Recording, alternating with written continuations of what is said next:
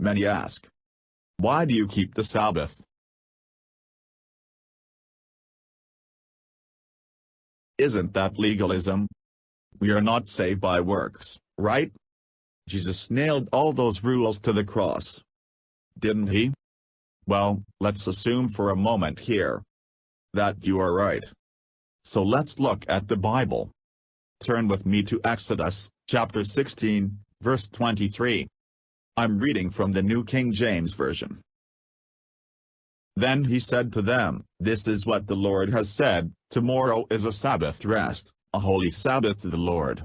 Bake what you will bake today, and boil what you will boil, and lay up for yourselves all that remains, to be kept until morning." That is the very first mention of God wanting humans to keep the Sabbath. God does not give Moses the 10 Commandments until after that. In Exodus chapter 20 to be exact. So you see, the Sabbath was given to the Israelites before the 10 Commandments. Now let's go all the way back to Genesis, chapter 2, verses 1 to 3. Thus the heavens and the earth, and all the host of them, were finished. And on the seventh day God ended his work which he had done, and he rested on the seventh day from all his work which he had done. Then God blessed the seventh day and sanctified it, because in it he rested from all his work which God had created and made. Again, if you are talking about not keeping the Sabbath because they are part of the 10 Commandments, we actually find the Sabbath blessed and sanctified on the day 7 of the creation story. This was long before the 10 Commandments were written on stone. Is that legalism? Well, let's go over some interesting things that virtually all Christians observe. Do you think communion is something that Christians should observe?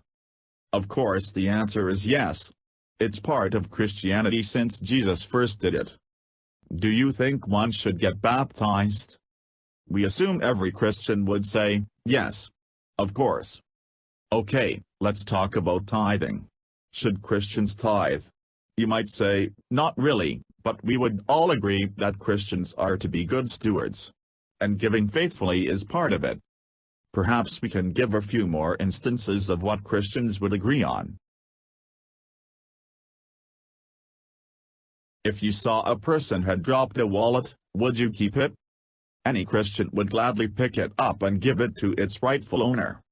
If you, as a Christian, were called to testify in court, would you ever consider lying? None of you would probably even think of doing such a thing.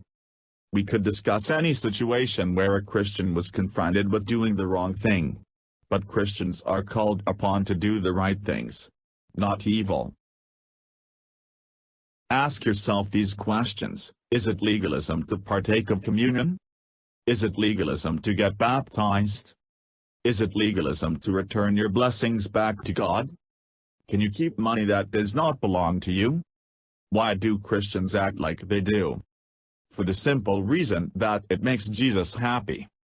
We do things out of love for him. Not legalism. We love him because he first loved us.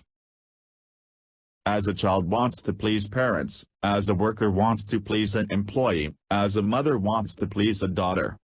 So do we as Christians want to please Jesus. And that, my friends, is why I keep the Sabbath. What did Jesus do on the Sabbath? He went to the synagogue, as well as performed good works. A better way of putting keeping the Sabbath is observing the Sabbath. I observe the Sabbath. Notice how the word serve is in the word observe. That is exactly what Jesus did on the Sabbath. Not once did he answer the Pharisees with not having to observe the Sabbath. Jesus set them straight on how to really keep the Sabbath. It is not about rules or action. It's about love. The Adventist Church has never published a Sabbath manual on how one should observe the Sabbath. Observing the Sabbath is a personal thing. Yes, there are things we do and don't do. But not for a legalistic reason. For reasons of love. Just like we would not steal or lie. But because it is what Jesus wants me to do. And that is why I keep the Sabbath.